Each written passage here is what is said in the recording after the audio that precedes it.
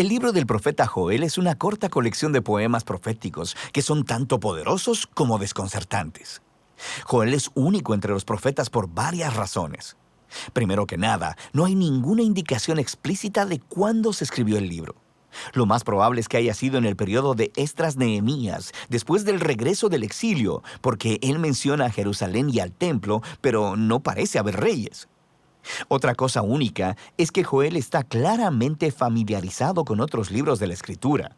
Él alude o cita a los profetas Isaías, Amós, Sofonías, Nahum, Abdías, Ezequiel, Malaquías e incluso al libro de Éxodo.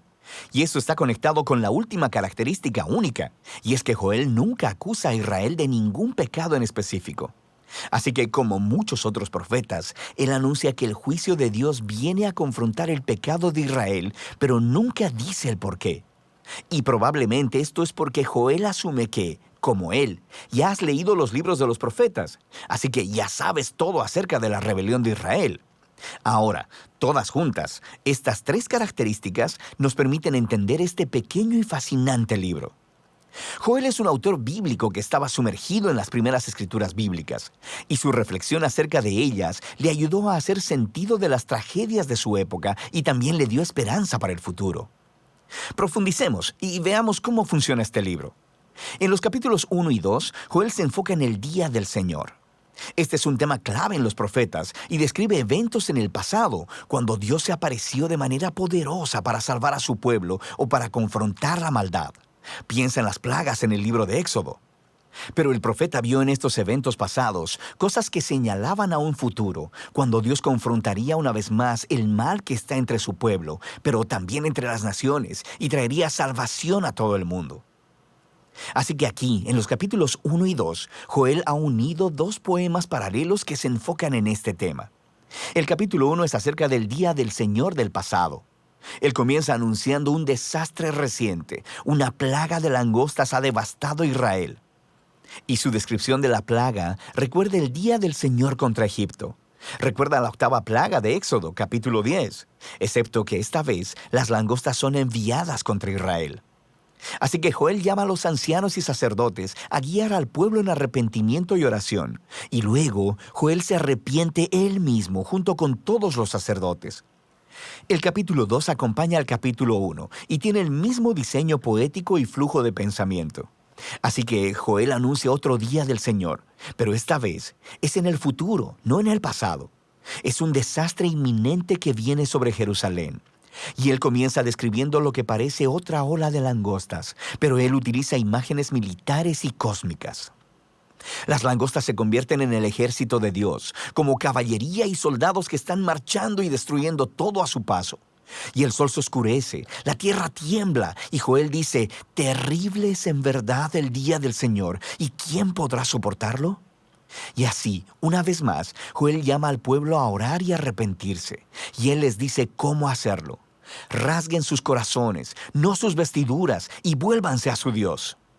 En otras palabras, Joel sabe que el arrepentimiento puede ser solo un espectáculo que haces para salir del problema. Y dice que Dios no está interesado en eso. Él quiere un cambio genuino para que su pueblo deje su egoísmo y maldad. Y luego, Joel dice por qué Israel debe arrepentirse. Porque Dios es compasivo y clemente, lento para la ira y abundante en misericordia. Él aquí está citando del libro de Éxodo sobre cómo Dios perdonó a Israel después de que hicieron el becerro de oro. Y a partir de esa historia, Joel aprendió que la misericordia y el amor de Dios son más poderosos que su ira y su juicio. Y así, él guía al sacerdote en actos de arrepentimiento y oración, pidiéndole a Dios que perdone a su pueblo. Y justo después de estos dos poemas, la escena cambia. Tenemos una breve narrativa acerca de la respuesta de Dios al arrepentimiento de Joel y del pueblo. Dios se llenó de celo por su tierra y tuvo piedad de su pueblo. Luego, Dios dice que revertirá los devastadores efectos de este día del Señor y lo convertirá de juicio en salvación. Primero, Él derrotará a los amenazadores invasores, que presumiblemente eran las langostas, y Él hará que se conviertan en su propia ruina. Luego, Él restaurará la tierra devastada y la traerá de vuelta a la vida, haciéndola abundante una vez más. Y finalmente, Dios dice que Él traerá su divina presencia entre su pueblo. Será real y accesible para todos. Ahora, hasta este punto, los poemas cuentan una historia poderosa acerca de Joel guiando a Israel a ver cómo su pecado los llevó al desastre y al juicio divino, y que con el Dios de misericordia siempre hay esperanza. Pero Joel ve en todos estos eventos del pasado una imagen del día del Señor en el futuro. Así que, en la sección final del libro, Joel escribe 3 poemas adicionales, donde la respuesta de Dios se expresa en 3 partes. Y él entreteje imágenes de otros libros proféticos y expande hasta crear una visión de esperanza para toda la creación. Primero, la esperanza de la presencia de Dios entre su pueblo se expande en una promesa acerca de cómo, en un día futuro, el mismo Espíritu de Dios, la presencia viva de su persona, llenará no solo el templo, sino a todo su pueblo.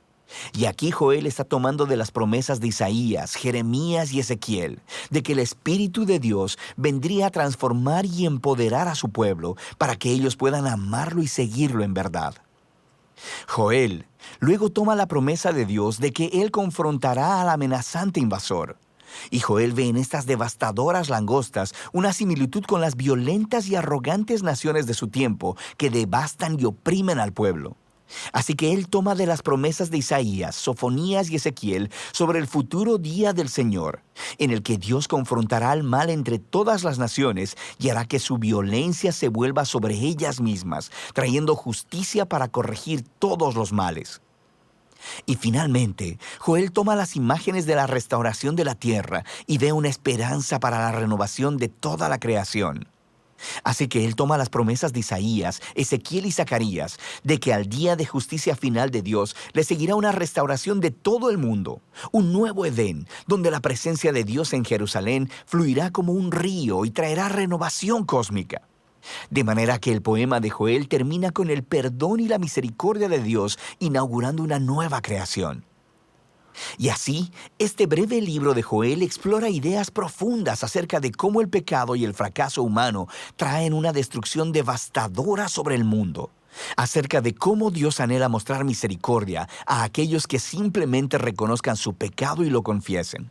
Y acerca de cómo todo eso nos lleva a la esperanza de que un día Dios derrotará el mal en nuestro mundo, pero también el mal que está dentro de nosotros, y traerá su presencia sanadora para hacer nuevas todas las cosas. Y de eso se trata el libro de Joel.